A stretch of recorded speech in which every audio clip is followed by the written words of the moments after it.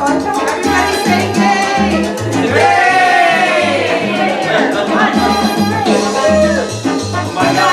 Like that. Awesome, thank you.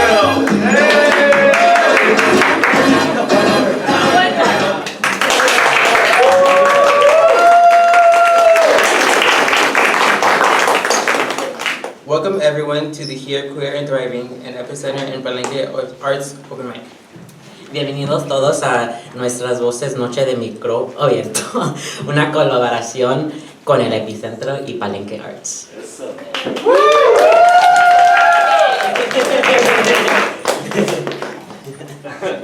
Before we start, we want to acknowledge the stolen land that we live on. Doing this, we honor our Black and Indigenous ancestors and our Black and Indigenous siblings that keep continuing the fight today.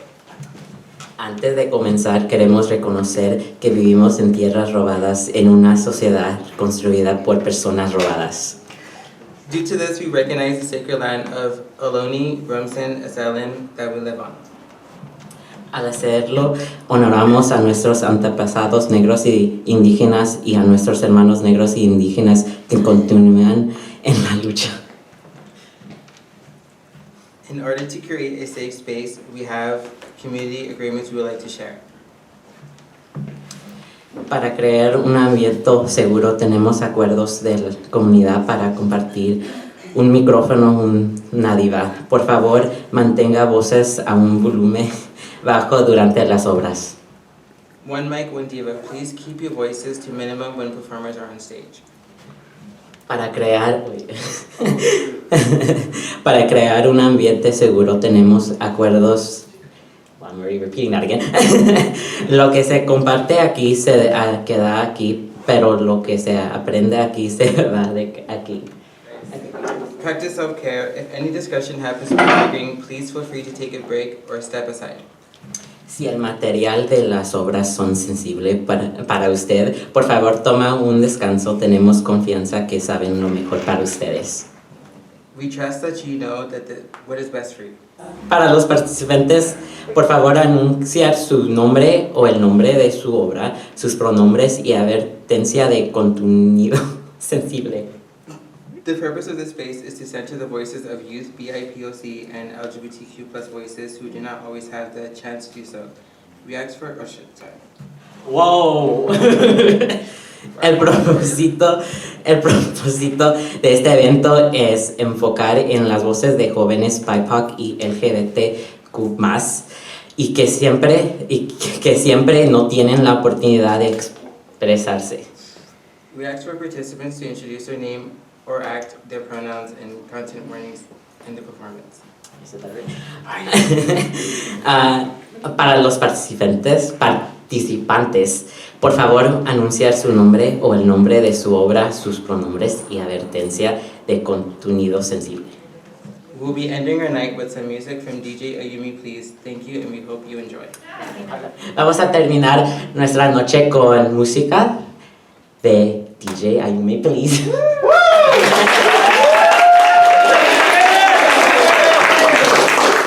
Now we are excited to give the health fair agencies a chance to share more about what they have to offer our community. Vamos a pasar el micrófono a los invitados para que se presenten. Hi everyone, my name is Eric Mora and I'm with Salinas Valley Pride Celebrations. I'm here to talk a little bit about our scholarship program, which actually just closed, but please look out for it next year. It opens up again in the spring. We offer up to 5 scholarships of $2,000 each, and the incredible thing about our scholarship program is that it goes directly to the applicant. So sometimes scholarships, they go to the universities, and then sometimes the universities, unfortunately, not with withdrawal, but they take their own aid. They resend some of it, right, and you end up getting just about the same. Because our scholarship program goes directly to you, you can spend that on food, you can spend that on computer, whatever it is that you feel you need for school, right? So again, that opens up next spring. And please save the date for our 14th annual Salinas Pride event, which will take place on Saturday, October 12th from 11 to 3 p.m. at Salinas Central Park. Thank you. Hello everyone, my name is Quasar. I'm speaking on behalf of Monterey Peninsula Pride. Didn't know I was speaking on behalf of Monterey Peninsula Pride, but here we are. So what I want to say is that it's a fabulous organization. It's a sister or sibling organization, I should say, of Salinas Valley Pride.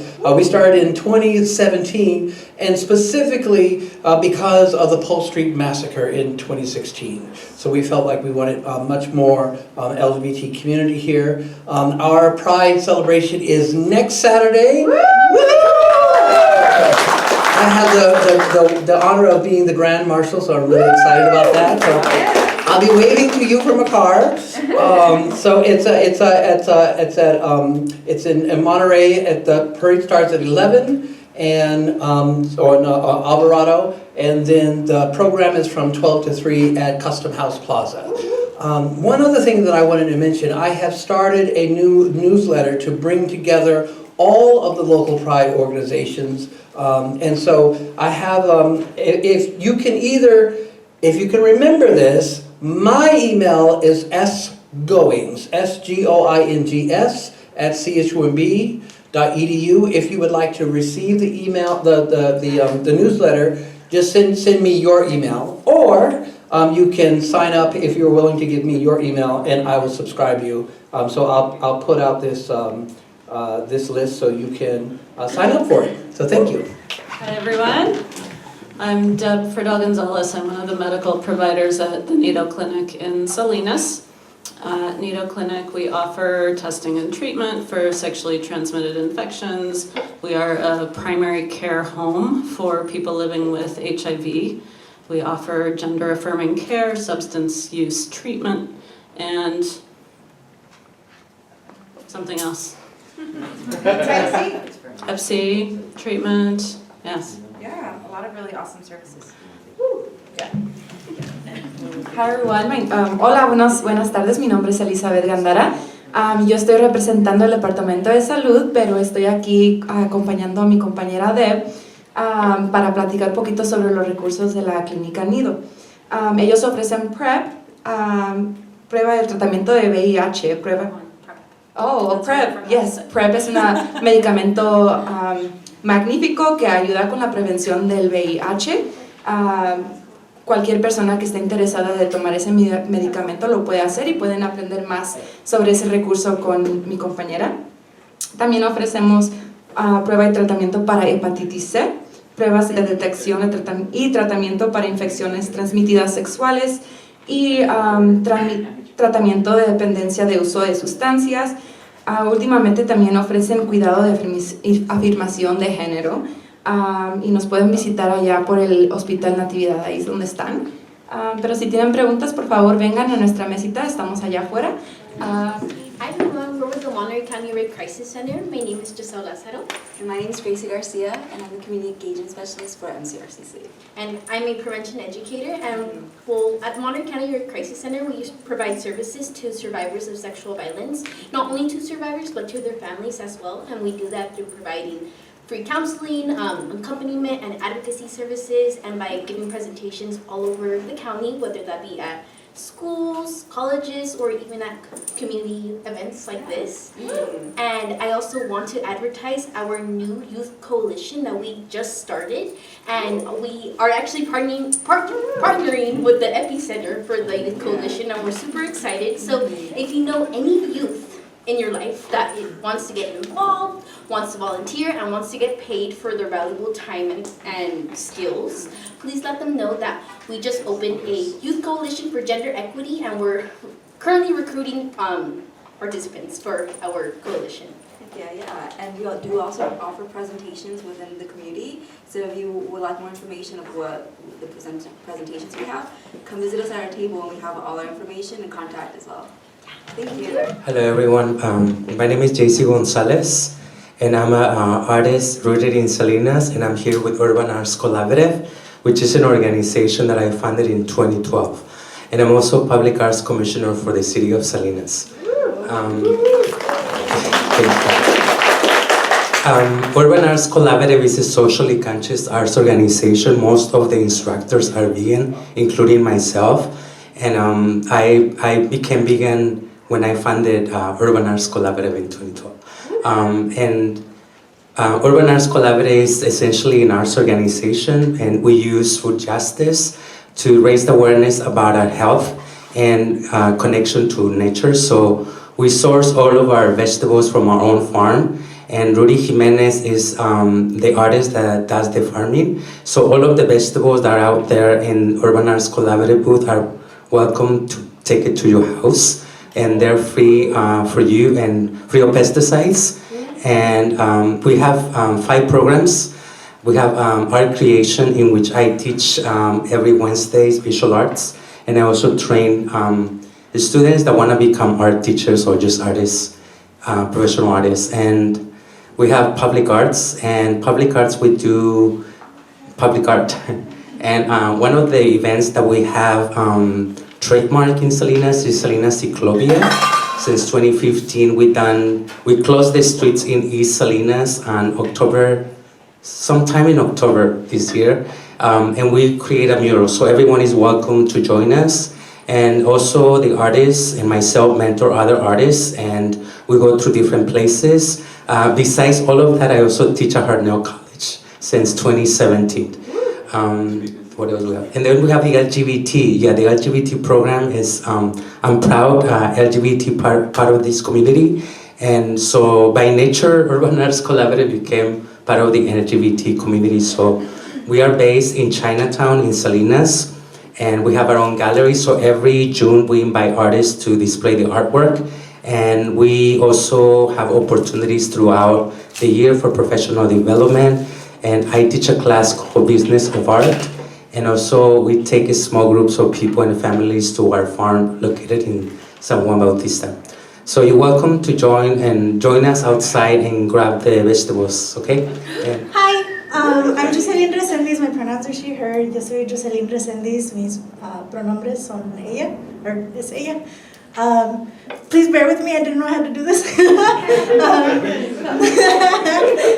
So I'm the program assistant with Palenke Arts. In Palenke Arts, we do everything for the most part.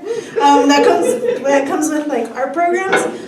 We offer 24 different art classes so last school year we offered 24 to 25 different art classes for like 280 something kids out of a girls' locker room. And then this summer we were able to have this, so we have a nicer space. We opened our teen center finally, and we offered 4 courses, and one of those courses was actually mural making. So this beautiful mural back here was done with Paul Richmond and 7 other teenagers. Juan's been saying 4 days, basically 24 hours, because in those 4 days it was 6 hours each day. So yeah, and then we also have events monthly, if not bi-weekly. So. Hi everyone, my name is Sam Gomez, my pronouns are they, them, theirs. I'm the Deputy Director at the Epicenter.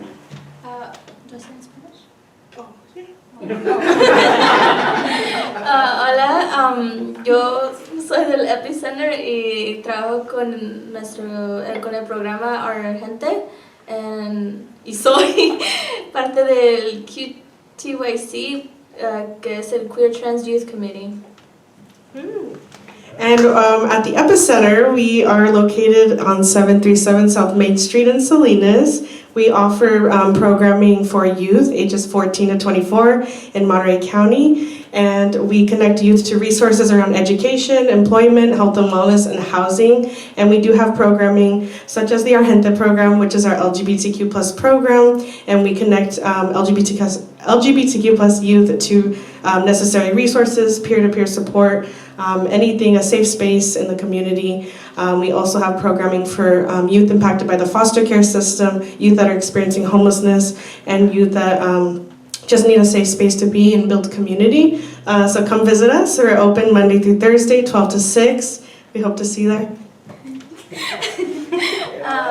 El Epicenter está localizado en 737 en South Main Street.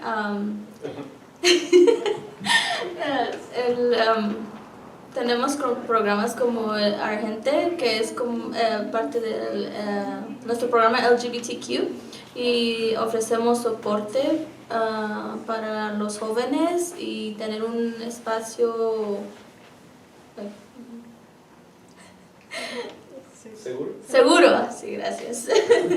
Y para dar otros tipos de ayuda, y estamos abiertos lunes a jueves de 12 a 6. Our first performance is from our special guest, Yosimar Reyes. He is a nationally acclaimed poet and public speaker. La primera obra es de nuestro invitado especial, Yosimar Reyes. Él es un poeta reconocido. Buenas tardes, good afternoon everybody. Thank you for having me again. Shout out to all of you because you hire immigrants, so thank you. Yes, como te iba a decir, you know, June is LGBT, it's Pride Month, and it also happens to be Immigrant Heritage Month, and then, I'm both, so cute, it's a special month. I'm walking around work, move, I'm gay, move, I'm an immigrant. My name is Yosimar Reyes. I am based out of San Jose, so if you're in San Jose, I'm over there on the east side of San Jose. I'm a poet, I'm a writer, I'm a little queer, I'm a little immigrant. Right now I just became a cultural ambassador for the city of San Jose, so I represent San Jose culture. I also became the 2024 Seneca County Poet Laureate, so I represent the county. So I work for an organization called Remezcla, Movimiento de Arte y Cultura Latinoamericana in San Jose, and I'm the performing artist in residence there. So I tell people that I'm out here snatching all the jobs and the titles. So when xenophobic people say immigrants are stealing jobs, yes I am. But I'm a poet, I'm a writer. Most of my writing deals with being queer. Growing up, I'm undocumented, so sometimes I tell people I'm undocumented and people clap like it's an award, and I'm like, friend, it's the lack of status, but thank you. And yeah, I write about that, and more than anything, I'm more interested in capturing the ways in, despite the adversities, despite the things that we face, we still manage to laugh, to love, and to make art. So hopefully tonight is beyond all those things, it's a reflection of the beauty that we come from. So I'm going to be doing an excerpt. I wanted to share an excerpt. I have a one-man show titled Prieto. We've been touring. It's been good. I just got back from Chicago last week. We did it in Chicago at the Center on Halsted, which is another LGBT center. And it's been doing good. And then tomorrow I'm off to Oregon and Portland, and I'm going to be doing some stuff. But I was like, oh, let me do an excerpt. It's because I do the poems, and I'm like, girl, I'm tired of... like, if Selena was alive, she'd be done with Como la Flor. Like, girl, let me sing another song, girl. I got other hits. Girls, because, people are like, oh my God, do that poem. Like, girl, I don't want to do that right now. So you're going to get an excerpt. Also, I read it out in Spanglish, so if you don't speak Spanish, this is great for your Duolingo to practice. If you don't understand, you can, racially profile someone that looks like they speak Spanish. And hey girl, what did that say? But if you're more, if you're more motivated, then use the context clues to find yourself, because that's how I learned English. The girls just threw me in the English, and I'm like, okay, what does that mean? Context clues, okay?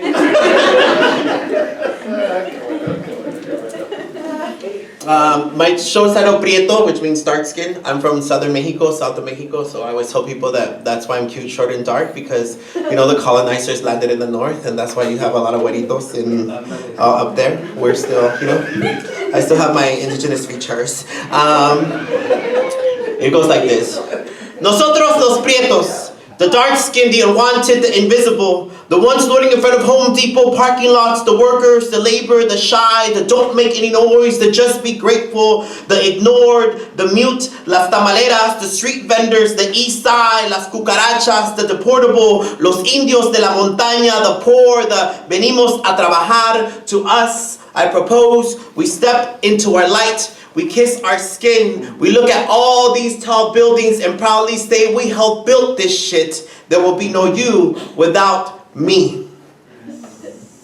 I'm dark, not like my primos and primas who are light. I'm what happens when water falls on dirt. Piel de lodo with indio black hair, big lips, como mi abuela Minga la Prieta, who I've never met. I'm las casitas de barro in Guerrero. It is the skin that tells people that I'm not from here, that I come from a place closer to the sun. It is the skin that makes people talk to me in broken Spanish. ¿Cómo es tu país? They ask. But there's no answer. I'm dark, not blanco or negro. I am the in-between, prieto como maíz.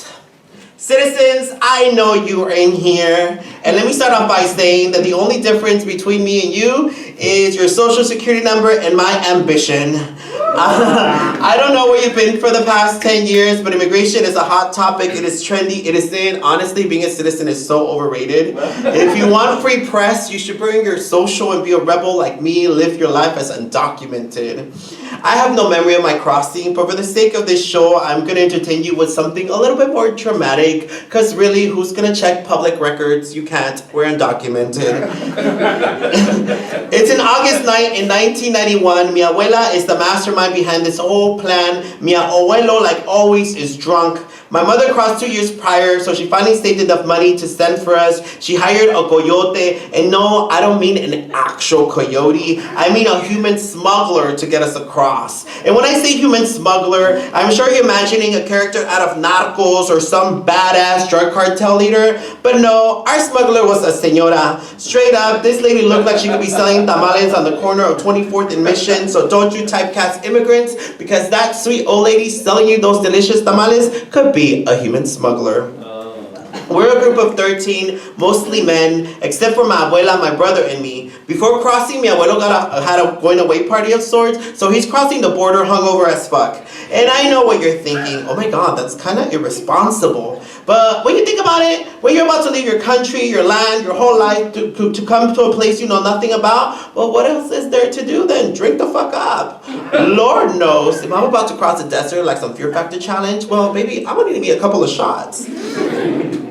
Once we crossed the desert, it's when things got interesting. Being that I'm 3 years old, my abuela's main concern is me crying and giving away this whole Operation Wetback. They have to stick the four of us under the backseat of a car on some human Tetris type shit. These adults think that the best preventative measure to avoid me making any noise is to give me NyQuil. So that was the basic plot of my migration story. I didn't even want to be here. If you think about it, I was basically drugged and I woke up here. You would think that this would be enough dramatic details to convince conservatives of my humanity, but no, they always want a little more. Cue in the Sarah McCollin animal cruelty commercial. This is Yosimar Reyes. He is a DACA beneficiary. Yosimar is a dreamer. When Yosimar crossed the border at 3 years old, he did not know he was breaking the law. He thought he was coming to Disneyland. Call your Congress people now. Call and save Yosimar's life. Truth be told, I feel like if I was a dog getting deported, conservatives would be outraged. Actually, there's research that people have more empathy for dogs than immigrants, so just Google that. That's tragic, but I'm just telling you. But I understand. I like my dog more than some humans. I can see the headlines now. All dogs go to heaven. Free them all. Cages are cruel. If there were masses of dogs being deported on the daily, immigration detention centers would be abolished by now. When reporters ask me, what was it like? Did you have to ride La Bestia to get here? Were the drug cartels right behind you? Please tell us more about the violence. My scholarship response is always, it was a dark, gloomy morning, typical in a Mexican morning, because we're such a developing country that the sun doesn't shine. My clairvoyant abuela heard a whisper in the wind, and it was La Virgen de Guadalupe. My daughter, you are to migrate north. This child of yours is the Messiah, like Buffy the Vampire Slayer. He is the chosen one. It would be best if you take him to the United States. This child's on a mission to denounce imperialism and eradicate white supremacy. Only he can stop this, so pack your things and go. So at the age of 3 years old, I packed my belongings in cardboard boxes tied by shoestrings, and I began my pilgrimage. We landed in San Jose, California on August 15, 1991, the home of tech and innovation. The irony being that this city welcomed ingenious tech bros and made them millionaires. Had this city welcomed us with the same enthusiasm, you would be looking at the Mexican Steve Jobs. Because when you think about it, all these rideshare and Airbnb apps came from undocumented people's mechanisms of survival. We had to use our social networks in order to survive. Honestly, when I went to San Francisco State, I started learning all this language, and we used to live like hella immigrants in one house, and I learned that that's a co-op. Okay, so just letting you know, girls, it's a co-op. And then my grandma used to sell tamales and recyclables and Jafra and Amway. I'm like, oh my gosh, she's an entrepreneur, you know, like. So just letting you know, use the appropriate terms, girl. You better use the words in your resume, girl. When we arrived, we didn't know about anything about this place. It's not like immigrants leave Yelp reviews on the places that are the least xenophobic. Honestly, that's another great tech idea. For example, I would type, mi Yelp review. Soy indocumentado viviendo en Arizona. Cuando recién llegué no sabía qué chingados estaba pasando. A pesar del clima de la chingada, prepárense paisanos, porque esos cabrones son bien racistas. Les doy 2 estrellas, nomás porque no soy culero. When we arrived into 1991, Governor Pete Wilson was our worst enemy. I really wasn't trying to give you a history lesson, but context is important. Late into 1994, he will launch Prop 187, which basically became the blueprint to all these anti-immigrant laws like SB 1070 in Arizona and all across the United States. Being undocumented in the U.S. sucks. The US is like that house party that sucked way before you got here, but since you arrived, they blame you for the bad music, and you're just standing there like, bitches, I brought tequila. You get blamed for everything. When we arrived, we were one of the only Mexicans on the Mexican families on the block, so you can imagine a group of dark Mexicans, prietos desde la montaña de Guerrero, arriving to the east side. We are from the south. Guerrero is one of 3 indigenous states in Mexico, which of course we're one of the poorest because guess what? Racism and colorism run rampant across nations and states. For you Mexicans from the north, it's a hard pill to swallow, but you benefit from European settlement. There, I said it. I don't care what your Ancestry.com says. It's more likely that you're a direct descendant of Hernán Cortés de Montezuma. Oh girl, that started a lot of controversy. It's a joke, laugh girls. But yet the fact, the Mexican flag was first designed in Iguala, Guerrero. When we arrived, everything was new to us. The tall buildings, the concrete streets, the city lights, the noise, the people who spoke to us in English. Our block was mostly Samoans and black folks, and in comparison to us, they seem to have this whole living in America thing down. They lounge in their front porches, blasting music, playing dice. We locked ourselves in our 2-bedroom apartment, afraid of the world outside. The original plan was for my abuelitos to cross with my brother and me, and to bring me to my mom, and then for them to return. But when they arrived, they decided to stay. My primas, Selene and Guerrero, came before us, and being that they were slightly older than us, they quickly got a grasp on this new place. They were the first ones to learn English, so I picked up all my chola antics from them. You wouldn't think they would have learned from the 12 volumes of Inglés sin Barreras my tia was scamming to buying. But no, they learned all they needed to know between watching Fresh Prince of Bel-Air reruns and listening to 104.9, the Bay Area's party station. Selene and Guerrero, like every other chola girl in the 90s, would sit by the radio and pen down their favorite songs. Remember Lyrics.com? We didn't have Lyrics.com back then for all you know, the little youngins. There was no Lyrics.com. You really legit had to listen by the radio and try to decipher the words and write them down in a notebook to get that. And all the chola girls would do that. If you were around, you would know. So, you know, your auditory learning how to be on point. Print down their favorite songs. They would spend hours trying to decipher the lyrics. Thanks to my primas, my upbringing was very Americanized. By the time I entered elementary school, I already spoke English and I had a fascination with 90s R&B. Legit, I knew I was gay because of Moesha and Laura Winslow on Family Matters. You remember Stefan? He was so fine. The only fancy thing about the Taylor Oaks apartments was its name. There really needs to be a cultural study about how all these projects have these scenic pastoral names. Think about it, the Acorn Project, Sleepy Meadows, Sunnyside Apartments. I have a theory that the more scenic the name, the more roaches the apartment comes with. On top of the fact that we stayed in the living room, mi abuela had the bright idea of starting a soup kitchen, call it a niche market, but my old lady was smart. She knew that most of the apartments in our building were rented out by migrant men, most from the states of Puebla, Guerrero, and Oaxaca, you know, the dark Mexicans. Since most worked all day and they didn't have someone to cook for them, well, she took on the job. Their bodies crowded our small living room. And then these fools will take liberties, like changing the channel to their favorite novela. Basically, my house was an INS hotspot. Had we been raided, we would have ran like cucarachas when you spray actual raid in the areas they're congregating in. Oh my God, if you get it, raid, INS raid, cucaracha raid. Mexicans are the cucarachas this one country wants to get rid of. Guess what though? Cucarachas survived the extinction of dinosaurs, and that is us, bitch, resilient.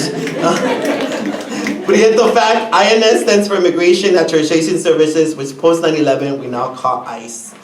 The men will tell stories about the families they left behind. It started with one asking me to read a letter he got from an employer, and soon into me running my little equal opportunity program office for these damn immigrants. Oyes, ¿por qué no me enseñas inglés? Ay, why do you want to know?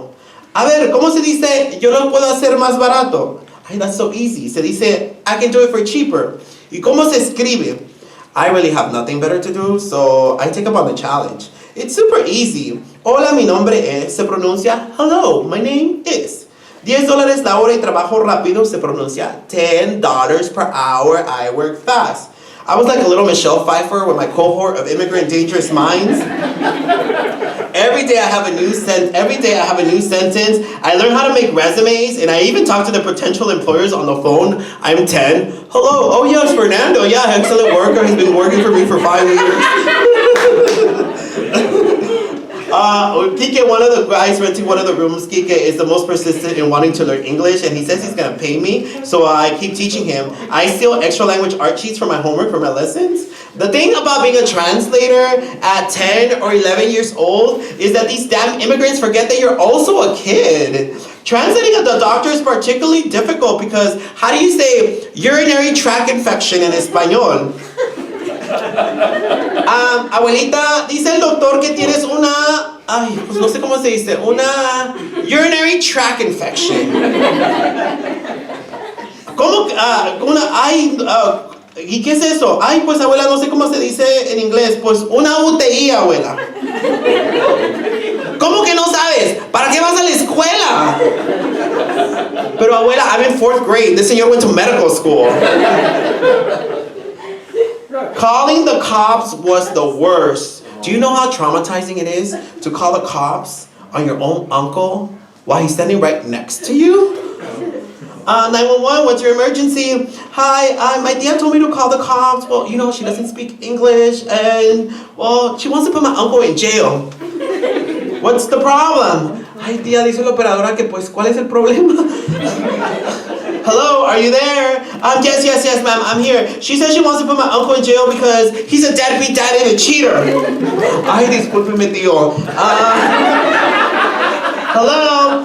Yes, ma'am, I'm here. Yeah, ma'am, my tío says he would rather go to jail than spend one more day in this miserable marriage.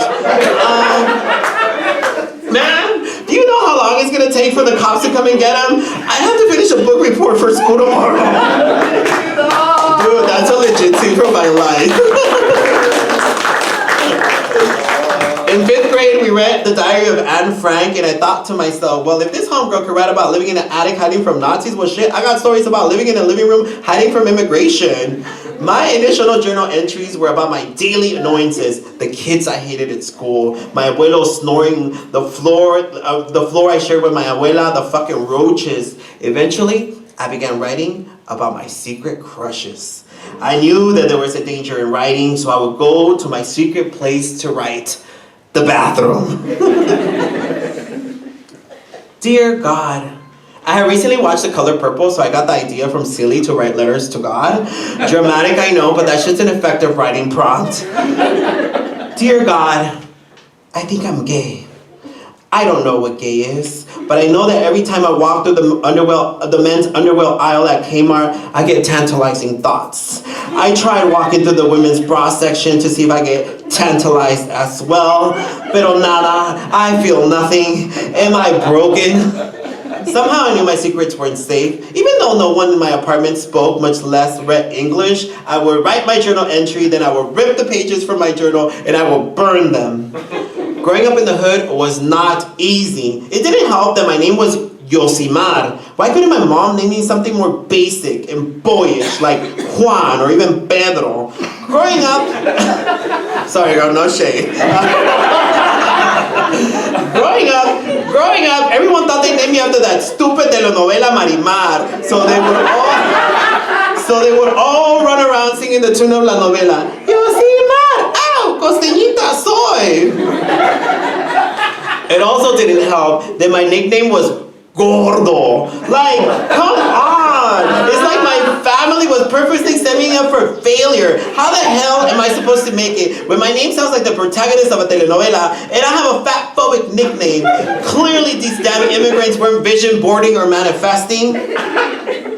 There is some statistical data how most immigrants in this country become entrepreneurs and start their own businesses. La señora del apartamento 12 will sell sodas, the one on 23 will babysit your kids, and the one on 34 was a costurera. The thing they don't tell you about a lot of these businesses, they're trial and error. And let me tell you, besides being susceptible to pyramid schemes, mi abuela did everything to make $1. Besides running the soup kitchen, mi abuela made our house a one-stop shop for all your migrant needs. Think about this like a 7-Eleven, but all the products we sold were only beneficial to immigrants who had recently arrived.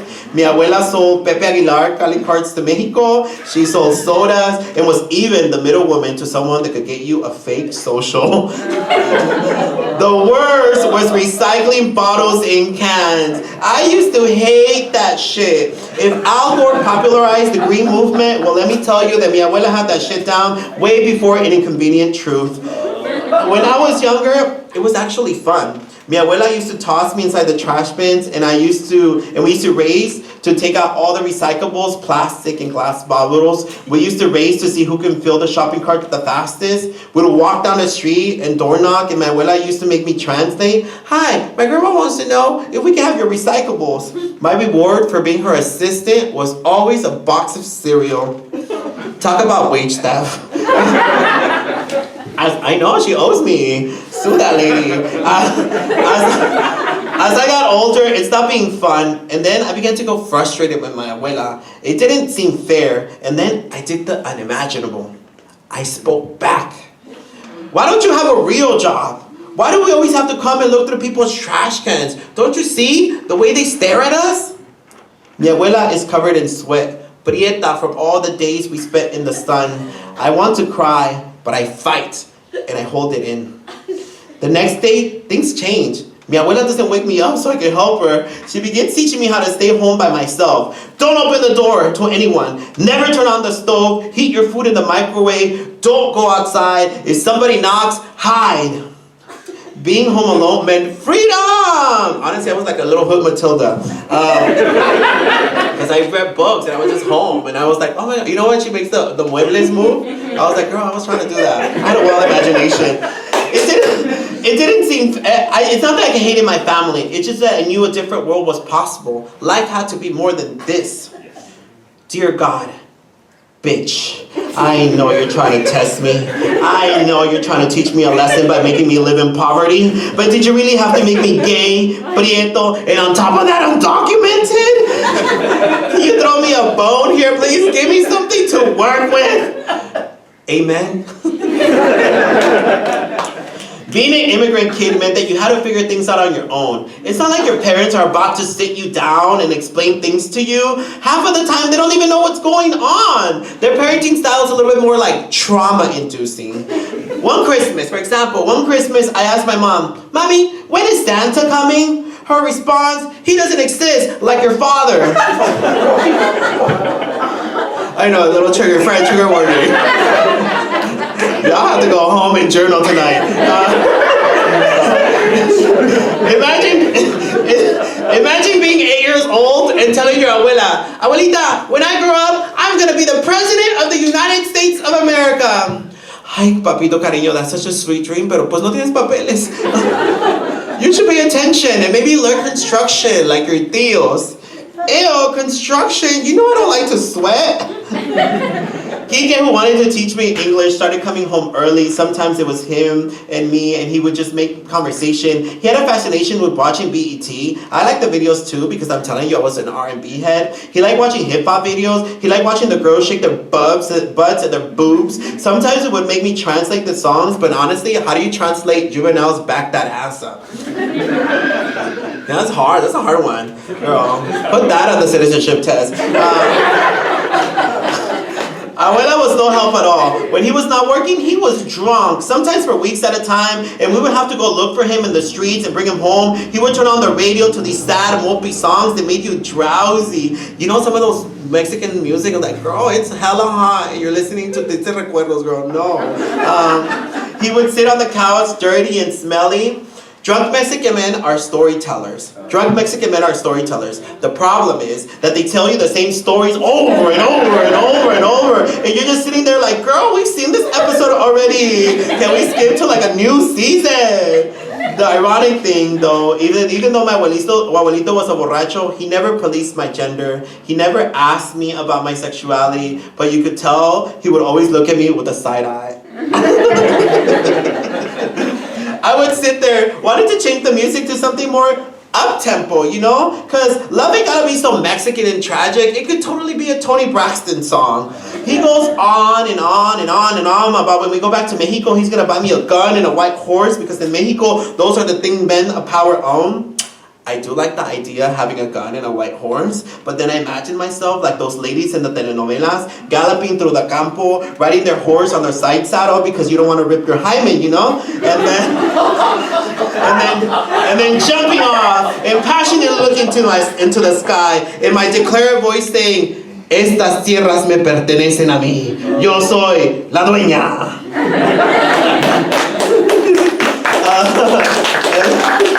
Let me see. And then let's see.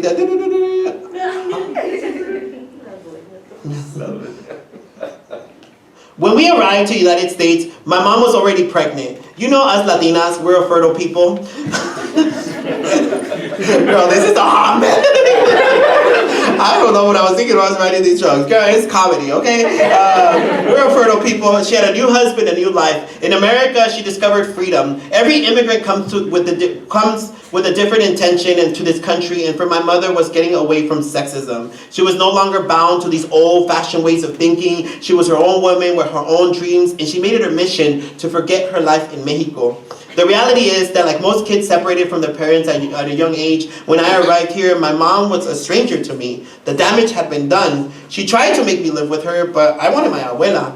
My mom sort of became like the principal. When I was really in trouble, she is the one that I had to answer to. The choice was made, and I went to live with my abuelos while my brother stayed with my mom and her new family. It's April 21, 1995. I'm jumping on the couch, abuela como siempre en la cocina. The phone rings. It's my mom on the line. Her voice sounds like she has been crying. Abuela picks up the phone. She screams, and as soon as she hangs up, she runs to the neighbor's house and asks for a ride. I watch her from the window, but I don't know what's going on. Later that night, mi abuela comes home and tells me that my little sister, Adilene, is dead. A drunk driver dragged her 3-year-old body in front of my mom's house. My stepdad ran and scooped her from the middle of the street as my mom yelled towards the sky. It was a warm April night. Mommy was never the same again. On that day, I made the choice to never bother anyone with my secrets. I will figure out life on my own. I was 8 years old. I keep thinking about this little kid. I've convinced myself that I'm freeing something within by telling this story. I write my emotions to delete them. I did this in my journals. I would fill pages with feelings and then I would burn them because it never felt safe to leave an imprint of my thoughts as it would hurt the people I love. I did not know it then, but as a kid, I always wanted to protect my abuelitos. I hid my emotions because I did not want to add more problems to my family. We were poor, undocumented immigrants, and there is no time to process emotions when you're trying to survive. You have to be tough, my mommy would tell me. I was so confused, sleeping on the living room floor, my alcoholic abuelo snoring on the couch, our 2 bedrooms crowded with immigrant renters, restless nights. I would wake up and I would lock myself in the bathroom with my journal. I would ask something deep within myself to teach me to be strong. It was one thing to live in all this chaos, but another to live it in extreme poverty. So sometimes when I'm stressed, I cry, thinking that yes, I am proud that I'm self-reliant, but I'm also heartbroken that I have to be, because since childhood, I always knew no one was going to save me. There's no one to blame. We wasted so much time surviving, trying to convince people invested in their hatred that we are good people, but it was at the expense of healing our undocumented families. We're displaced, broken immigrants doing our best.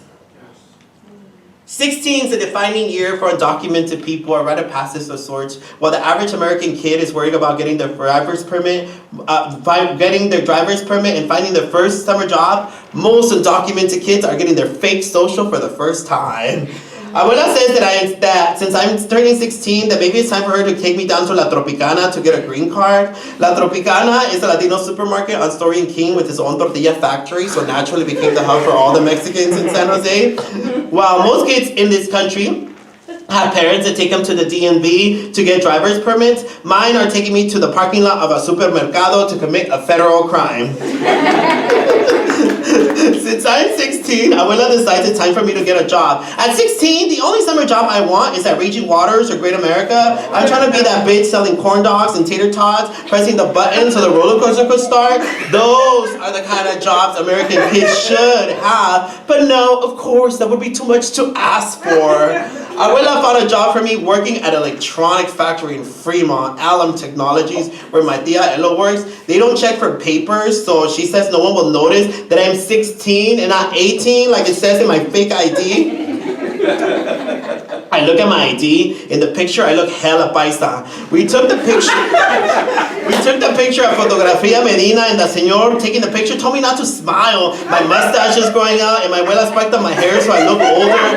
Whoever made my ID didn't even bother to use an X-Acto knife to cut around the image. My shit looks like whoever made it used training scissors and Elmer's glue to put it together. According to my abuela, the factory gets away with hiring undocumented workers because they're a staffing agency run by Chinos. I tell my abuela that the folks are actually Vietnamese, not Chinos. Hello, we're in San Jose, little Saigon. But you know Mexicans and their ignorance, racist abuela. In essence, how it works is that these huge corporations employ these staffing agencies for them not to be liable to the workers, meaning if any of us get injured on the job, well, technically it's our fault because the corporations didn't directly hire us. This hiring process creates loopholes, leaving undocumented workers with no legal protections. And I just want to say that Silicon Valley would not run without undocumented labor. It's 5 in the morning. Our shift at the factory starts at 6, and since my tia Elo doesn't drive, we have to wait for La Raitera. La Raitera is an everyday name for La Señora that's the only one with the license. Being that California didn't grant undocumented people driver's licenses until 2013, well, this is how we got around. La Raitera was basically a hood Uber. Another great idea this tech guy stole from undocumented communities. Her role was to give us rides to and from the factory in Fremont. She charges $50 a week per person, and being that she manages to squeeze all 8 of us inside her Honda Civic, well, this homegirl is making hella bang. We get to the work. It's a huge factory. The workers are mostly older señoras, 1 or 2 dudes. No one in this factory speaks English, but the line leader commands us in broken English. No speaky while you is working. In my head, I correct her English because I'm a bitch like that. Our job is anything but fun. We stand on our feet for 8 hours, sometimes 12, depending if we're forced to work overtime. It's an assembly line, so we stand right in front of one another. We're not allowed to talk, chew gum. We're like just human robots assembling all these computer products, and we are not allowed to have any social interaction. I'm annoyed, dreaming of my life as a corn dog salesperson. They smiled and raced to see who can package the most products. We don't make any noise, so the señoras hold their laughter in their belly. They smile cheek to cheek. Their cachetes are blown up like balloons, trying to hold back the laughter. Before we know it, our 12-hour shift has ended. We pile back in the Honda Civic. I am the smallest one from all the señoras, so I lay on their laps. There's always mad traffic on the way from Fremont to San Jose. I am dozing off, but the radio's on blast. My tia Elo turns back, mid-song, her eyes are heavy, she smiles and says, Mañana a chingarle otra vez. I roll over, closing my eyes. Please God, I hope I get fired tomorrow. And I'll end this last scene. My English teacher, Ms. Topete, knows that I keep a journal. She knows that I'm shy in class. One day, after school, she asked me to come visit her class. She hands me a flyer for a Latino poetry competition the Mexican Heritage Plaza is holding for high school students. She says, you should sign up. I take the flyer. I don't know shit about poetry, but I end up winning the poetry competition, and I win a whole $50. Ms. Topete decides to start a poetry group, so she gathers a group of us, and we name our poetry group Shades of Brown. We are so Latino and so hood. We compete all over the Bay Area, and this is where I get into my Erykah Badu NERE phase. Since I still don't have my own room, I lock myself in the bathroom, burning my incense. And do you have any idea how hard it is to invoke your ancestors in a bathroom? I'm sitting on the toilet calling on all the spirits when all of a sudden, Abuelo, ¿qué quieres? I'm writing poetry. ¿Te puedes esperar? ¿Escribiendo qué? Me voy a cagar. I'm sorry, ancestors. I'll call you back in a second. My poetry takes off, and I become the local immigrant poet. I perform at every Cesar Chavez luncheon. I am like the poster child for bilingual poetry. I am basically like a gay Dolores Huerta. Prieto fact, poverty polices imagination, but books and writing gave me wings. I wrote and imagined myself into freedom. Mi abuela used to keep these old VHS tapes mi tío René, who died of cancer in Mexico, used to send to us. She would treasure these old tapes, and these are the only images I had of Mexico. My tío used to film the dirt roads in our town. Old relatives would send their regards. She treasured these videos, and I always found it so weird that she loved watching this movie with no plot. I'm sure that if my abuela was a reader, she would totally be a Virginia Woolf fan because her books have no plot. The day my abuelo chose to self-deport, he wanted to be known that this country did not kick him out. He wanted to be known that he left on his own accord with his head held up high. You know, like when you're getting kicked out the club, drunk off your ass, and you shout, "Fuck it! I didn't want to be here anyways." And then we go about my abuelito, and then I'll end with this. This is the last scene because I feel like the show leaves in 2020. I was living in Los Angeles and I moved back because the pandemic. If you know anything, during the pandemic in San Jose, there was 4 zip codes that were disproportionately impacted with positive COVID cases, and most of them were Latino communities, most of them undocumented communities. And when they was telling us to shelter in place, it was really funny for me because the people that didn't have an option were the people, we call first responders, the people, the nurses and whatever, but also think about the people that are doing DoorDash or those things, or grocery stores bagging your things, and those are our folks. And so I started thinking about that. Now I'm a caregiver to my abuela. She's 89, 90. Girl, it's like having a toddler, girl. I feel like a single mom. Like, oh my God, girl. I'm out here, Mama Luchona vibes, like, oh. Her and my dog, I'm like, oh my God, girl. It's 2020, the world's on pause. In California, the coronavirus has impacted immigrant communities especially hard. Mi abuela is 85 and high risk, so we take proper precautions and force her to stay indoors. 1 month passes, then the next, then the next, and then the next. Mi abuela's vision is deteriorating. Glaucoma has taken over her left eye. Amidst global chaos, she begins talking about how sad she gets. I don't want to die here. Quiero mi tierra. I want my land. Abuela, if you leave, we might never see you again. Undocumented people know about social distancing. This has been our reality since we got here. In the 90s, we stayed connected through phone lines and VHS tapes. Now we use our phones and stay connected through FaceTime and WhatsApp. We bury our dead on Facebook Live. The irony is that though we have learned to invent new technologies to stay connected, we still choose to separate humans. Is there a visa for people like me? My abuela asked. If we had an immigration system that was not punitive, did not want to see us suffer, to believe in the goodness of our hearts, where could we be? The day they come for us and escort us out of this burning building, let them know that we gifted this country one of our sacred possessions. It was not gold, it was our spirits. The day we exit, it will be with our heads held up high, dignity intact, joy in our voice. We're coming home, we are home. My name is Yosimar Reyes, soy Prieto. I am a writer that happens to be undocumented. I feel like my life is a sitcom, so I laugh to keep from crying. Some say the day I become legal will be the beginning of my life, but let me tell you that I am living, and I choose to live free.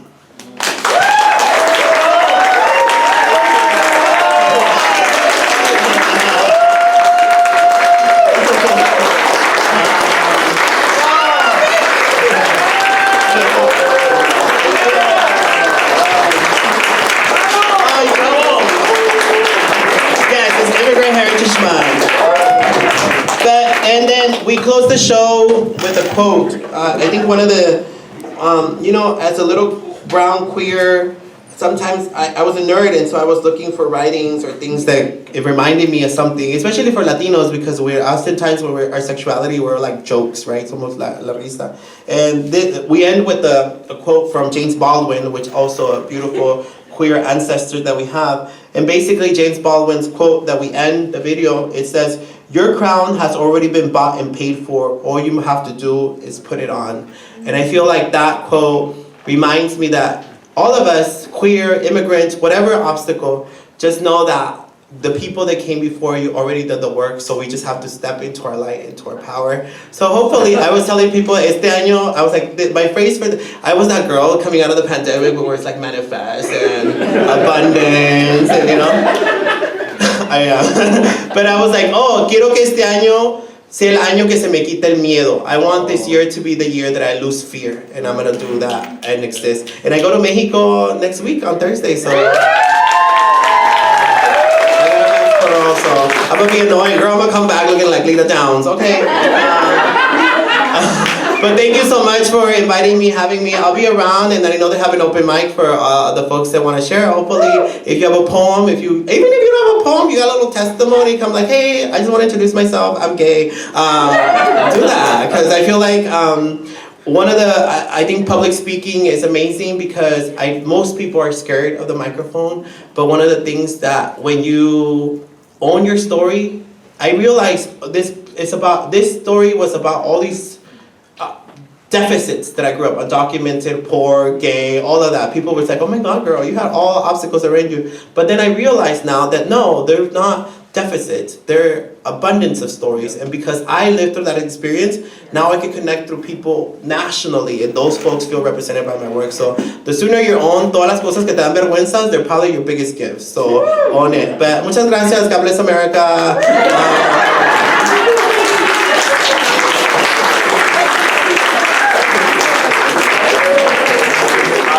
Thank you, Yossi. It's so nice. I mean, oh God, we're so spoiled. Thank you so much for saying yes again. I'm like, oh, they're gonna get tired. But of course, okay, can you bring me another time of the year? We eat all year long, not just in June, right? Anyways, my name is Juan. I'm the Executive Director, founder of Palenke Arts. This is how we come alive, right? How we belong to one another. And this is amazing. We're closing the shop in July, and this is it. But we're planning a lot of stuff for the year. I want to do more. I want to think more. So if you have ideas on how to, bring this community to life and how to connect with others, I just love that. Like this, the research tables. I thought we were gonna have one. I'm like, we got produce. What the heck is going on? So it's really, really touching. We're hiring, by the way. We need somebody to run this teen center. So if you are employable and even marginally employable, or you know somebody who's like, oh, that person really loves working with young people and loves the arts and loves to tell a story and build community and be in community. This is about community transformation, personal transformation. For me, this is like, it's personal. A mí me encanta que podamos estar todos aquí en este espacio y aprender uno del otro. I have some of my mentors right here. Socorro and Noé Hinojosa. Socorro used to march with Cesar Chavez. Hey, everybody! And Noe is an amazing artist too.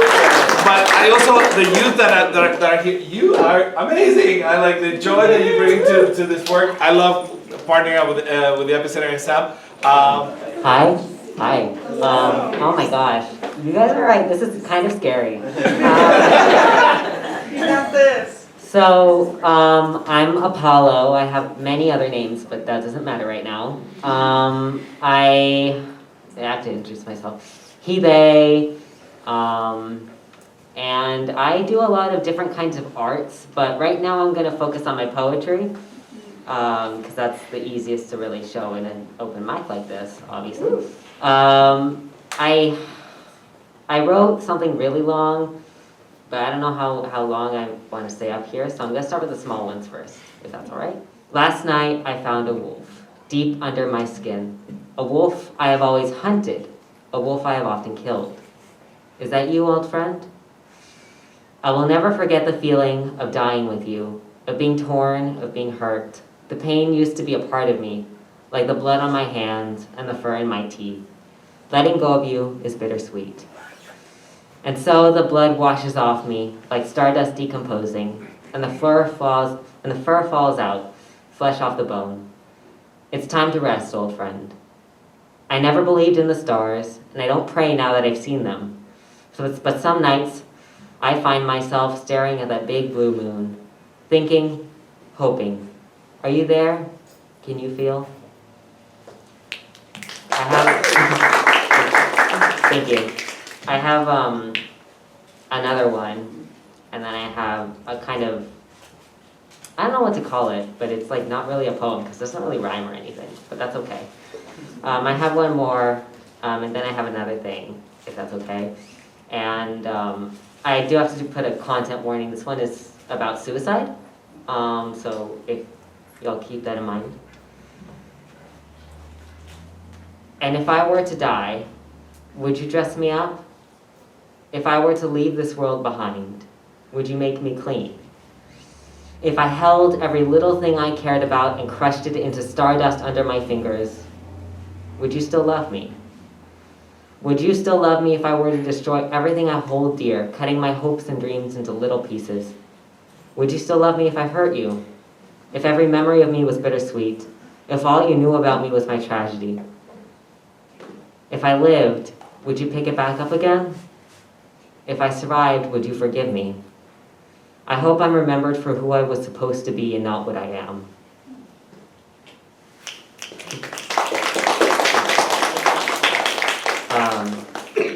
And this one, I wrote it today, and I thought to myself, I mean, I could show this, and then I kind of got embarrassed, and then I was like, why not, you know? Why not?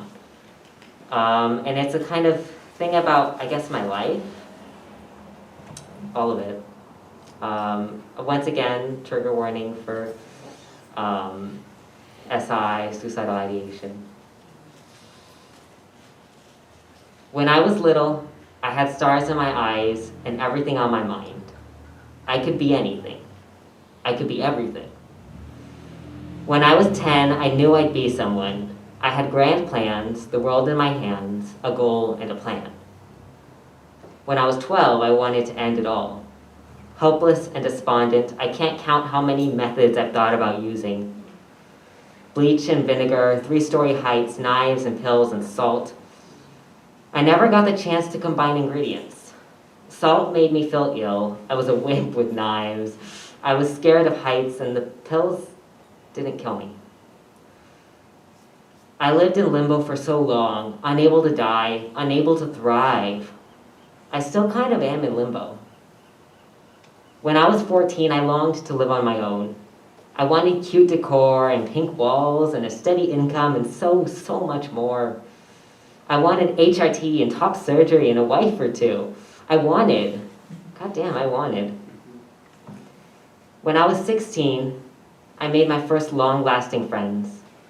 Life was something to look forward to. Even now I think about those days, being unemployed, talking to friends daily and for hours. We all made the best of what we had. We had a light in the dark. We had each other. When I was 17, I tried to kill myself again. All my plans vanished. I felt punished for my desperate attempt. The first thing my parents did upon finding out was yell at me. They apologized. It still stung. I wanted to feel in control. I wanted to feel like I was in charge of my life. They never do say how little agency you get after you open up about those things. My foot still aches. It broke my fall and it saved my life. I'm scared it'll happen again. When I was 18, I got cheated on in my first relationship during a depressive episode. I really thought that I'd jump again. I spent so many nights crying about my failure to keep myself alive. Then I realized I was still here, and I lived out of spite. And I didn't jump after that. I stayed alive. I'm 19 right now. I don't know where I'm going. I don't know what to major in. I don't know what my life will look like. But nobody really does. Thank you. That's true.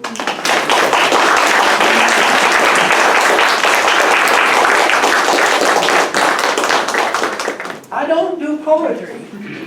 I thought I'm going to give a speech at Pride, but you know, people be laughing and singing and doing all sorts of things. They won't hear me. So I'm going to give you a preview. Is that okay? Yeah. Okay.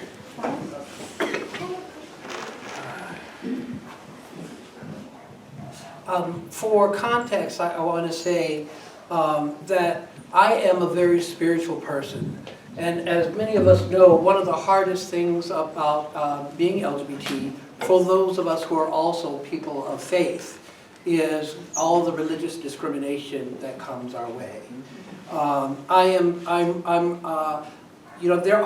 was at an event today and I asked people at the event to raise their hands if they belonged or frequent a church that is LGBT friendly. And at that particular venue, most of the people raised their hands. So for all the discrimination and oppression that we get from religion, I want to remind everyone here that religion is something that you choose. LGBT-ness is not something that you choose. And we act as though it's some new thing. LGBT people have been here as long as people have been here. And if you are a person of faith, I want you to know that you can find yourself an affirming church. So that's the point of view that what I'm writing comes from. Okay. Do I need the microphone? No, you're good. Not really, huh? Okay, I'm good. Oh, careful. Yeah, thank you. I use my big voice. Okay. So the theme of this year's Pride is simply be queer here. Be queer here, right where you're standing. It's easy to be queer in San Francisco. Be queer here. It's easy to be queer at a Pride celebration. Be queer at your job. Be queer in your family. Be queer on your sports team. Be queer in your church, mosque, synagogue, and ashram. Understand who and what we are. Sex and gender minorities are a permanent part of human diversity. We have been part of the human family from the beginning of time. We are not a mistake. We are here by design. In religious language, we are part of the divine plan. I am a Jesus-loving, omni-faith, radical fairy, but I was raised a Christian. And as a Christian, I deeply apologize for the role that religious bigotry has played in the terror and cultural genocide of LGBT people around the world. The truth is, the majority of pre-colonial cultures fully integrated their sex and gender minorities into their societies. Many elevated their sex and gender minorities to ceremonial and spiritual leadership roles. Now, after centuries of anti-LGBT plus religious brainwashing, the respected status of LGBTQ folk have been replaced by Western forms of homophobia and transphobia. The good news is that since the rise of the LGBTQ rights movement, there has also been an astonishing growth of LGBTQ plus affirming communities of faith. That means if you are a person of faith, you no longer have to choose between your faith community and your rainbow community. You can and you should have it all. It is the bigotry of religious conservatives that is behind the 515 anti-LGBTQ bills that are being considered in state legislatures around the country. These bills all promote the false narrative that queer people are predators corrupting the youth of our nation through our gay agenda and gender ideology. Queer people are not trying to convert straight people into queer people. Being transgender is not part of some novel new gender ideology. It is a rebuke of the current gender ideology that falsely claims that sex assigned at birth must determine who we sleep with, how we dress, what we call ourselves, and the pronouns that we use. But we will not be assimilated by a cis heteronormative Borg. Resistance is not futile, it is life. Being queer is not a curse, it is a blessing upon the world. Being queer is a rare and precious gift. Queer people transform a drab and monotonous existence into a creative celebration of joy and authenticity. So now to all the queer people of Monterey and around the world, I offer this blessing. Mother, Father, Androgyne, God, Goddess, all that is, thank you for the queer spirit you have shared with the rainbow children of the world. Blessed is the journey of discovery of our authentic selves, often painful too. Blessed are the effeminate boys and masculine women who dare drink from the gendered cup reserved for the opposite sex. Blessed are the queer and randy adolescents discovering the pleasures of their own youthful flesh. Blessed are the queer, non-binary, and androgynous who fashion their own cups and drink from them freely. Blessed are the celibates and asexuals who channel their erotic energy elsewhere. Blessed are the polyamorous whose love cannot be contained in a single vessel. Blessed are the trans folk of every kind and degree whose knowledge of who they truly are holds infinite power. Blessed are the cis and monogamous and straight allies who celebrate the kaleidoscopic flamboyance of their rainbow kin. Mother, Father, Androgyne, God, Goddess, all that is, thank you for the queer spirit of the rainbow children of the world.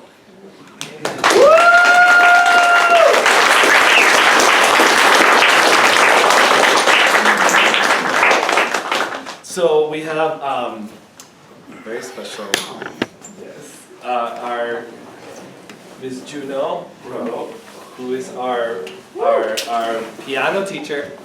And guess what? This piano has a key. Just got to us 2 days ago. It was a very special donation by somebody who's trying to, move on with his life. And in honor of Mr. Don Rosef, who's over there, he's a bass player. And this is kind of important. But what key is it? So Juno is, has not just taught our little ones in piano, but also has done, if you've seen a video on our YouTube channel, a music video, she produced during the pandemic a bunch of them with incredible artistry, and and she's, you'll see what she's going to do.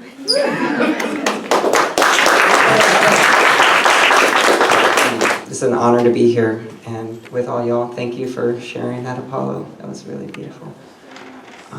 And I do want to say something because I do teach piano here at Palenke, and one of the other things I do is I'm a music director at a very very accepting, welcoming church. And I don't consider myself a religious person. I'm very spiritual in a lot of ways, but when I first had transgender thoughts, what can I say? I was like, well, as long as I'm working in a church, this is probably not going to work out. I'm probably never going to, if I transition, I'm probably going to lose my job. And I found myself working at a church that has a lot of queer members in its congregation, and I was like, okay, well, maybe this is, could work out. And I came out to them about a year ago, and it was one of the hardest things I'd ever had to do, was like stand up and come out to like a lot of older folks that, I didn't know how they were going to take it, but they brought me all these flowers, and they're the most accepting, loving people you've ever like met. And it's I'm not trying to say go to church or anything, but it's like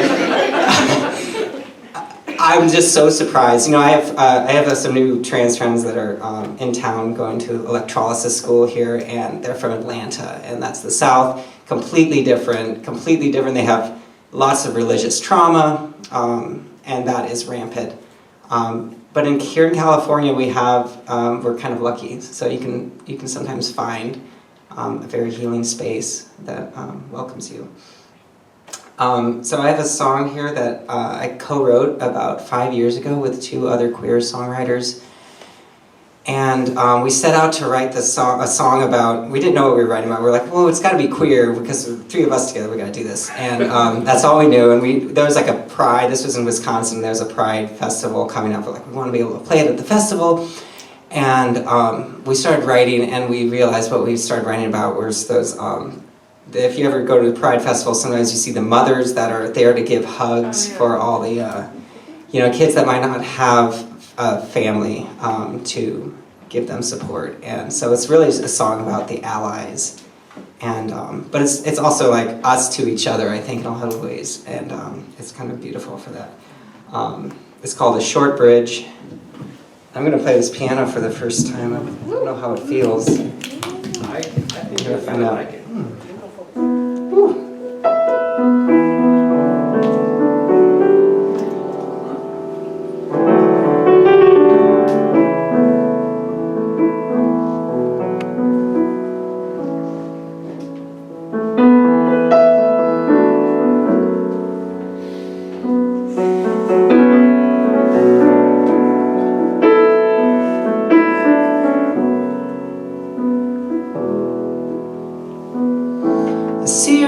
In the mirror, staring back at me, I see the things you don't want to see.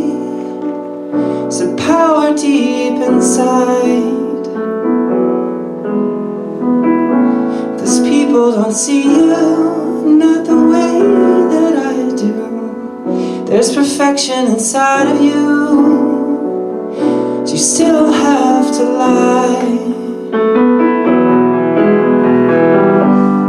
When you show us on the outside what you've been hiding too long a time, it's a hard road you have to follow. And there's a short bridge between fear and acceptance. Just know that I am here on the other side.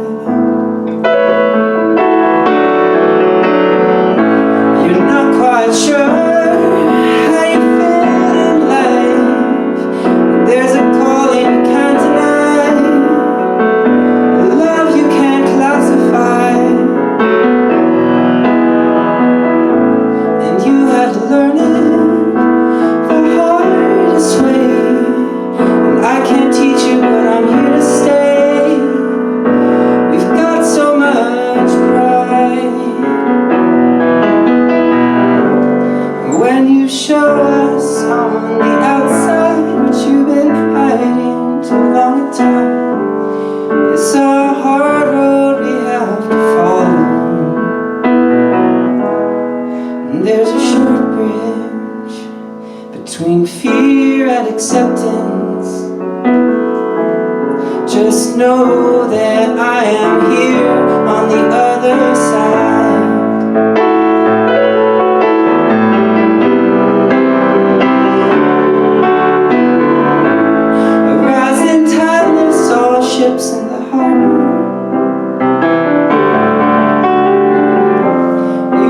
have to wonder, we will be by your side.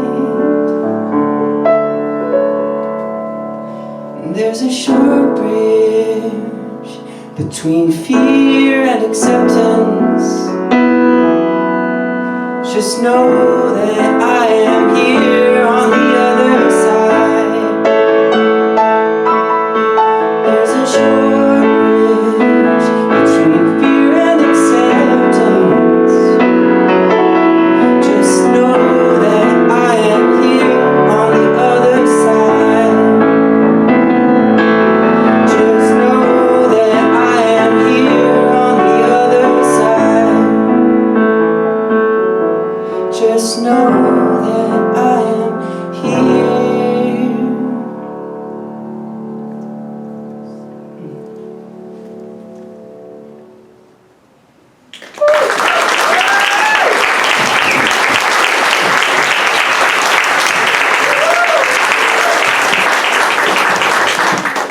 I did not come here planning to do this at all. Not at all. But I did come here hoping to be inspired, and that I definitely have been. And I'd like to share out of that inspiration. I'd like to tell you all a story. The story is called From Either Or to Both And, a non-binary story. My name is Golden Luca Oak. After 53 years of living, I finally came to understand about myself that not only was I born gay, I was also born non-binary. Some might ask, what the heck does that even mean? And why is that a thing? If those questions come with curiosity, I can't tell you what it means for everyone, but I can tell you what it means for me. It is 1984 and I am 16 years old. I already know that I am not an ordinary girl. I have blown out Barbie hair. I'm wearing a button-down pink shirt. I have a gray skinny tie. I have jeans that I can't quite sit down in, and I'm wearing cowboy boots. I know that I'm not an ordinary girl, and I have already decided I'm not giving birth. I am clearly a non-binary teenager, but who I am is indescribable in 1984. Prince reigned as my musical and cultural hero, and now that I have more precise identity language, I understand why. In his song Controversy, he asked provocatively, am I black or white? Am I straight or gay? Before I really knew what these markers meant, before I'd even lived their reality, my answers were already yes. Non-binary for me means experiencing the world not from an either-or orientation, but rather from a both-and foundation. My fundamental way of being and seeing encompasses what for others would be mutually exclusive realities. I am black and white. I am masculine and feminine. I am conservative and progressive. I am pro-choice and pro-life. Actually, what I am is pro-common sense, pro-self-determination, pro-planet, and pro-humanity. These are typically my guiding principles as I navigate a world that is overwhelmingly binary and overwhelmingly polarized. Whether I agree or not, I am constantly being corralled one way or the other by political, cultural, and social norms. I once identified myself as a bisexual lesbian, and other lesbians yelled at me about that, insisting that I had to choose a side. As someone who loves men and needs women, I literally cannot, but I stopped saying so out loud. Now I just say I'm gay or queer, depending whether I'm talking about dating or being. The reason I know myself to be non-binary and not transgender is that I feel myself thoroughly aligned with the female body into which I was born. Female or male is the only binary I can clearly sign up for. Nonetheless, my non-binary nature has led me to being misgendered all over the world by all kinds of people for the past 30+ years of my adult life. Lately, women have been walking into the women's bathroom and upon seeing me, turning around and scurrying out, fearing they've mistakenly wandered into the men's. I once had a little old lady block my entry into the women's bathroom until I lifted my shirt and showed her my breasts. Why choose the women's over the men's, by the way? Because with my physical stature, I feel in less physical danger in the women's bathroom than in the men's. People seem to take this whole bathroom thing very seriously. And I am not up for violating gender norms in ways that could get me beaten or killed. As a cisgender woman, I am exercising the one binary privilege I have to err on the side of safety. The easy impulse for me is to do away with binary gender and its accompanying pronouns, but that's not how society works. At least not currently, but we are working on that. So I evolved my pronouns to she, they, not because I'm trying to make my life complicated, but to represent the complexity of my life. I'm keeping the she to continue expanding societally what it means to be a woman, and I'm adding the they to represent personally what it means to be me. There are few real-world opportunities to actually be non-binary, and where they exist, I definitely take them. The normalization of expansive gender identity language is one such opportunity. I want to thank you millennials. Y'all showed up and just started naming everything. That's non-binary, and that's gender non-conforming, and etc. and so on. So I appreciate that. Thank you. Another privilege I have, particularly in this country, is the ability to own and change my name. My name at the time of this writing was actually the third legal name I had had in my life. My German birth mother gave me the name on my birth certificate, then gave up custody of me. So no one ever called me by that name. My American father took sole custody of me, changed my last name, then changed my first name, ultimately naming me after himself. That name, his name, is how I identified for most of my life. But with a deeper, more nuanced understanding of who I've grown to be, it's now my turn to decide my name.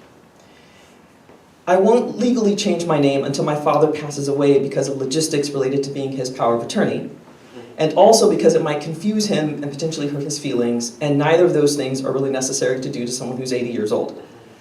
Outside of family and my personal and professional lives, I am now Golden Luca Oak. I'm Golden personally, I'm Luca professionally. My surname is pronounced Oak, like the tree. Just really quickly, I want to say, Luca did not come from the Disney character of the same name. Though he is cute as a button, this name came from reading the book Wild Rituals in 2020 and learning about the last universal common ancestor, known as Luca, and thought to be a set of organisms that are shared by every living thing on the planet. Luca represents that all life is connected. Luca is a male name in Italy and a female name in Eastern Europe, where I have biological heritage. In some European languages, Luca translates to light. If you've been calling me by my former name for years, it might help to change my name in your phone. Otherwise, there's no expectation this change will come quickly. Know that I appreciate all efforts to honor the change, and there's lots of grace for all of us in the transition. I wrote that in July 2022. I then did an update in February 2023, and I'll close with this. At the time I originally wrote this post, my 80-year-old father, despite a plethora of health conditions, seemed as if he would live to roughly 112. As it happens, he passed away within 4 months of this writing, on November 1st, 2022. We memorialized this proud and active veteran on 11 November 2022, aptly Veterans Day in the United States. We buried him with full military honors the day before Thanksgiving, 23 November 2022. On December 1st, 2022, I submitted my paperwork to the state of California petitioning for my name change, and within 45 days, a California judge signed my name change and made my chosen identity official. This journey to myself has been long and swift. It's the 4th time in my life my name has legally changed, to include 3 legal names before my 6th birthday.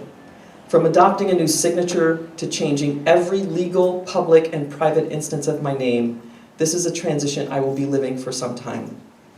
The post office clerk who processed my new passport asked me why I changed my name and called me brave for doing so. Honestly, I don't feel brave. I feel privileged to own my identity in full, and I feel grateful to have come this far with myself. And I'm curious now to experience what it will be like to be golden. Thank you.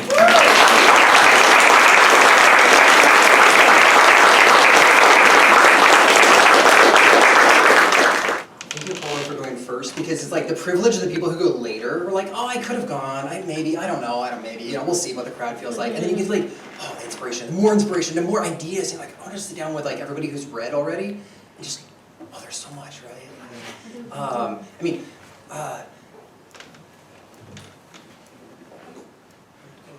just like lost golden and there you are. Bring it up. I'm just reading a book by author T. Fleischman, who's non-binary, trans. I'm not sure which they choose, but talking about the universal public friend, who was the first like proudly, openly non-binary American, historical figure who's kind of Quaker, split from Quaker, and like when you say that the U in Luca is universal, I'm like, oh, that's a proud tradition here that goes back, like claiming that part of a name, anyway, I brought stuff. It's not officially sponsored by. I'm not a spokesperson for these groups, but quite sorry when you talking about being religious and having. I'm just like having Juno, like I'm not, there you are, right in front. I can't, I have like the front and back blindness apparently. In addition to the welcoming, supportive, like religious groups, I just like want to promote that there are also organizations out there like Americans United, which they sent me free stickers if I said I would pass them around to places like this.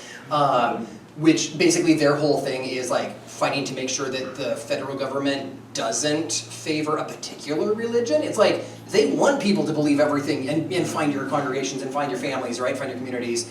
They just don't want anybody else to be like, hey, it's Louisiana, our 10 Commandments are gonna be in your school. Not so much. Support the 10 Commandments if you want to, but like maybe not. So anyway, if anybody wants stickers or like little fan things, there's separate church and brunch, or combine them, but just like don't ban one from the other, right? So anyway, hit me up afterward if you want any of that. I also have poems by other people who are various members of the LGBTQIA+ community, because I live in PG and I work at PG High. I'm the new college career counselor at PG High, so. Palenke and Epicenter and everybody, like, hit me up if you are part of, the organizations out there and beyond. I want to get our kids more plugged in, not just like that little, like, PG bastion, like, no, they need to be part of this.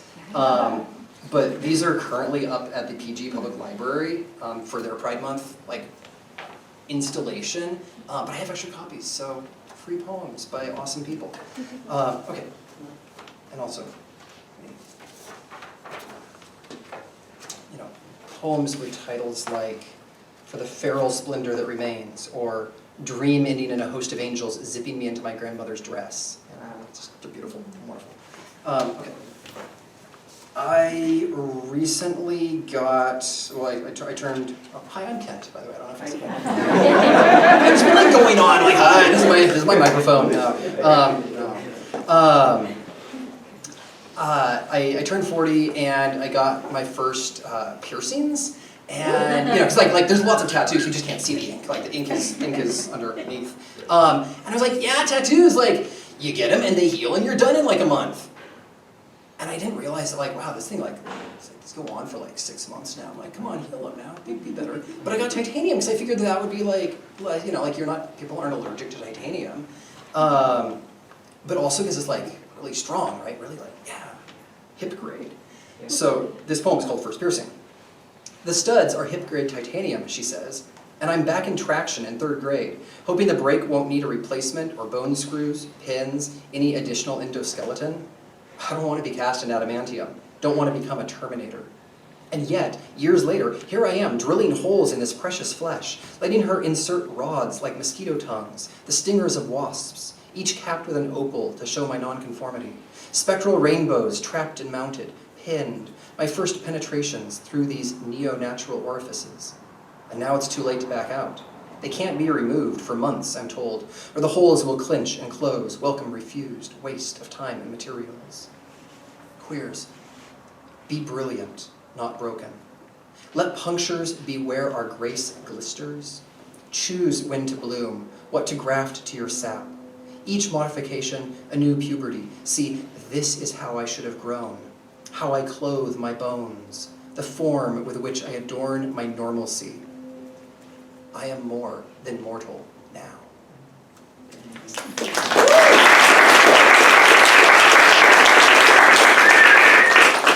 How's everybody's Pride Month going? This is gig number 12 of 14 for me this month, and so I'm really tired. Really tired, but my heart is full. Just being here in community with so many people that I know, so many people that I've gotten drunk with, so many people that I've, had arguments with, and differences and commonalities, and community just feels so good, I've known Quasar for 20 years now, over 20 years, and have always regarded them as a very wise elder. And now oh, by the way, I'm Jacob. And I am the LGBTQ plus services coordinator at the Epicenter. My team, the Queer and Trans Youth Collective, are all here in the front row. And I get to be what Quasar was to me for them, and it feels really powerful, and I really enjoy that. I really appreciate all of you. Thank you. So I take my role as, being this community jester, on top of being a community educator, and, just that person for people pretty seriously. And I wanted to say something, I wanted to read something. I feel like more of, not a poet, but more like an essayist and a storyteller. And I love sharing because I'm obsessed with myself. And I'm going to read something that I wrote for a group of military people that wanted to, advocate for LGBTQ plus people in the military, specifically trans people. And I wrote this, and I really liked it, so I'm gonna read it to you. My dad was a community builder because of the social skills he learned in the military. I became a community leader by his example. I benefited so much from being this guy's kid. He accepted me wholeheartedly, and I miss him every day. As a service member, he defended our rights as Americans. But what does that mean when my rights as a queer person seem to consistently be under attack? I've been in relationships with active duty servicemen during Don't Ask, Don't Tell. That experience was horrible. Having to sneak around, having to just be someone's best friend, and not being able to truly enjoy our lives together only ended in heartbreak. I remember thinking, why would you put your life on the line for a country and an administration that won't allow you to live that life? A dear friend of mine joined the Marines for greater opportunities, resources, community, and to make their family proud. And they had a very positive experience. Since then, she's come out as transgender and is a very popular drag performer in Silicon Valley. She came to truly understand her gender after she was honorably discharged. The history of trans people being able to enlist in the military is rocky. Trans people have only been able to openly serve since 2016, and only under certain conditions that at times could feel really dehumanizing. As of 2021, there aren't restrictions on military service for transgender Americans, but the way this community in particular is scapegoated and boogeymaned doesn't give much hope that these rights won't eventually be repealed. What would that journey have been for my friend if she'd come out as trans before her enlistment? On one hand, I'm happy she didn't, but why should I be happy about someone not being able to be their authentic self? Why should anybody? These conversations are so important because we need to recognize that we're all people trying to lead meaningful, productive, and happy lives. I do the work that I do to put a face to that idea that hopefully creates commonalities that we can learn and grow together. And however I might feel about the military now, it gave me a father that made me who I am today, and I can be proud of that.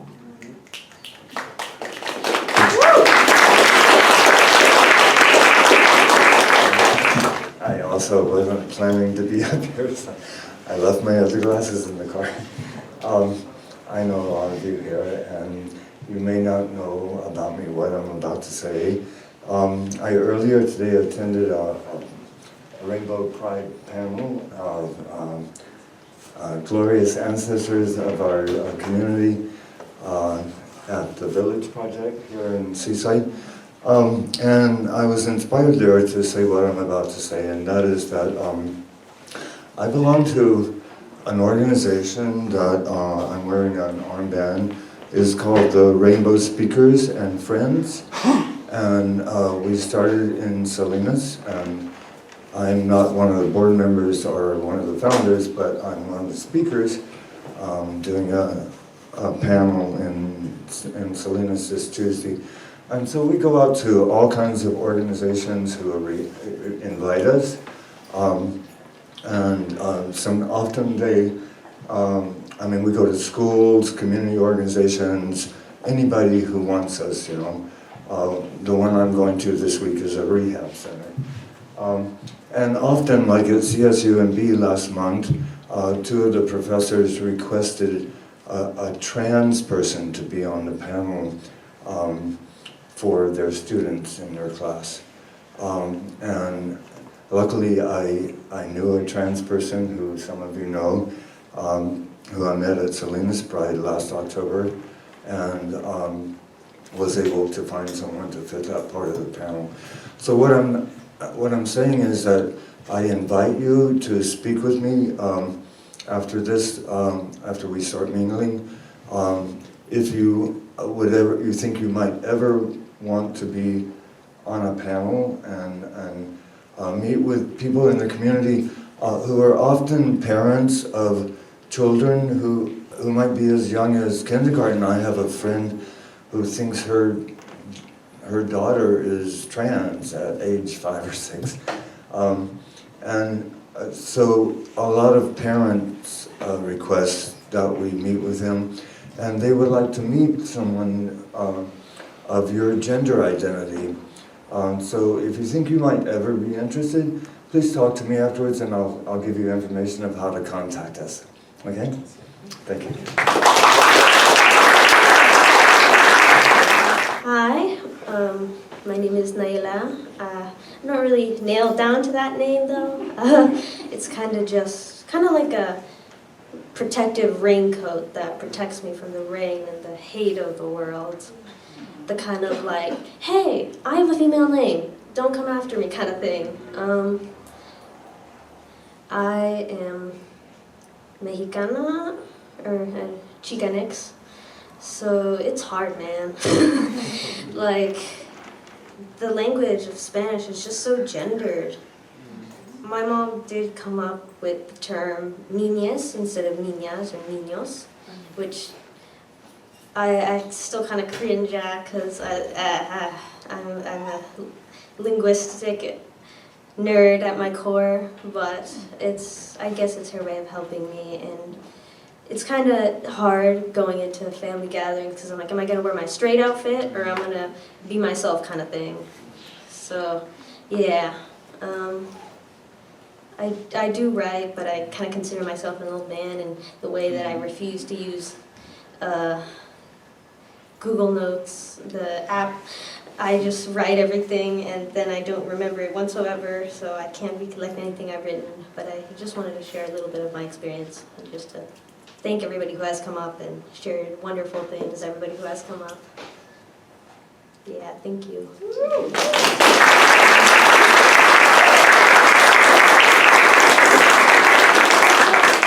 All right, thank you. Can we get a round of applause for everybody?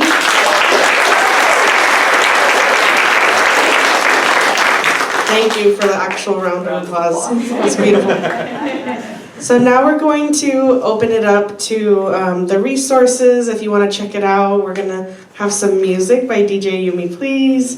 But feel free to mingle, network, connect, build community, and happy Pride, y'all. Yeah.